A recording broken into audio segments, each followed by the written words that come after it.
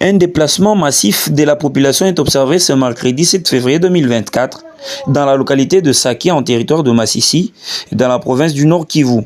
Les habitants fuient l'arrivée annoncée des éléments du M23 dans ces coins du pays, rapporte la société civile.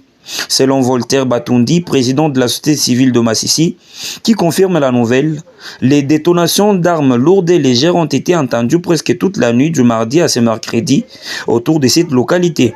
À l'en croire, cette situation a créé une panique totale au sein de la population de la localité de Saké. Par ailleurs, Voltaire Batundi renseigne que la cité de Saké et les villages voisins se sont vidés de leurs habitants. Tous se dirigent vers la ville de Goma, précise-t-il. Le Conseil d'État a démenti ce mercredi 7 février 2024 des propos qui lui sont attribués sur les réseaux sociaux et les médias dont Radio Kapi concernant une prise de position en lien avec le rejet d'une éventuelle requête du Premier ministre pour autoriser le cumul des fonctions politiques avec le mandat électif pour le membre du gouvernement. Dans un communiqué de mise au point, le Conseil demande l'existence d'une décision qu'il aurait rendue à ce sujet et affirme n'avoir pas procédé à un rappel, ni même d'avoir été saisi à nouveau en matière consultative par le gouvernement. Le conseiller principal en communication de cette haute juridiction administrative affirme dans ses communiqués que ce qui circule sur les réseaux sociaux fait plutôt allusion à l'avis sous RIT 001 donné en 2019 dans les mêmes circonstances à l'entame de la législature passée et publié au journal officiel depuis 5 ans en rapport avec la requête de José Makila, alors Premier ministre intérimaire. D'après cette source, cet ancien avis demeure, mais le gouvernement n'est pas non plus obligé de consulter à nouveau cette haute juridiction en sa section consultative. Les conseils précisent également qu'il ne peut pas être saisi pour interprétation des dispositions constitutionnelles dont seule la Cour constitutionnelle est compétente.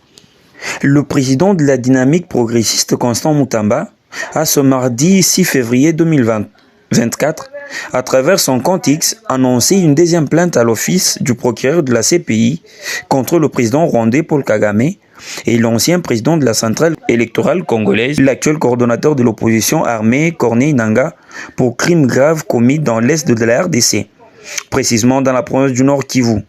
La DIPRO accuse également Paul Kagame et Corneille Nangaa pour crimes contre l'humanité et crimes d'agression.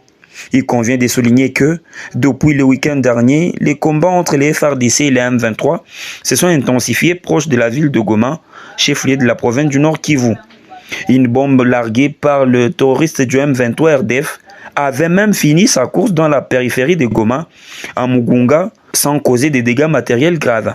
L'inspection générale de finances a sollicité la suspension du directeur général et d'un administrateur du fonds minier pour les générations futures du ministère des Mines Fomines de la RDC. J'ai sollicité auprès de votre autorité la mise à l'écart de l'actuel directeur du fonds mine et de Léon Mondolo et Solibanza, administrateur ayant fait fonction de président du conseil d'administration. Selon cette source, cette mesure vise à réduire les actes de mauvaise gestion au sein de cette structure dépendant du ministère des Mines. Au-delà de cette demande, l'IGF a également interdit tout mouvement de sortie de fonds de compte bancaire du fonds mine.